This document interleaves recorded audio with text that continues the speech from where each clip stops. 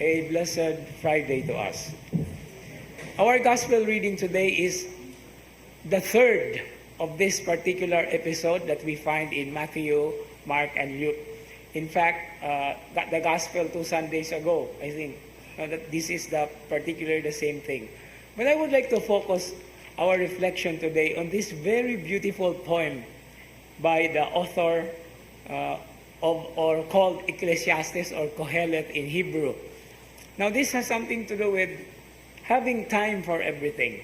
Now, apart from all the things that are enumerated there, this is a very beautiful 8-verse poem, or song, if you may call it that way, has something to do with beginnings and ends, and certain things regarding good and the not so good that are part and parcel of our daily existence.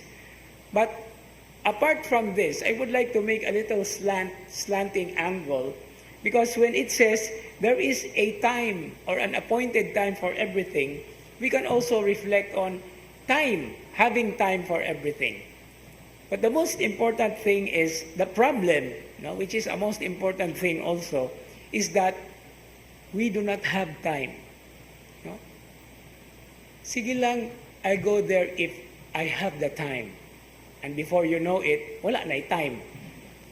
So sometimes we tend to say, okay, sige, I'll make time for it. So muna yung problema nato. Yes, there is always time for everything, but we do not have the time. What is the reason? I would like to quote my colleague in this, because this is one of his favorite sayings. It is not a matter of having the time, but of making the time. Lahi ra mo nang maingon ka nga, sige lang, I will find time. Before you know it, wala na, humana, gabi na, buntag, kadlaw na. But if we make the time, that is where our desire and our enthusiasm is put always into perspective. So with this particular poem in today's first reading, it is always a greater challenge, if not the greatest challenge of all, to make the time. Not just to have the time. We have time for everything. Pero kung natin mga espesyal mga muluhaton, we really have to make it.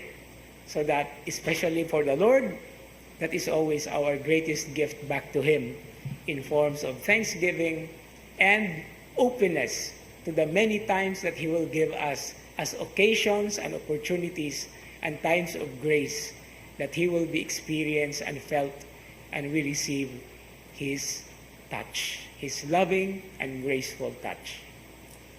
Amen.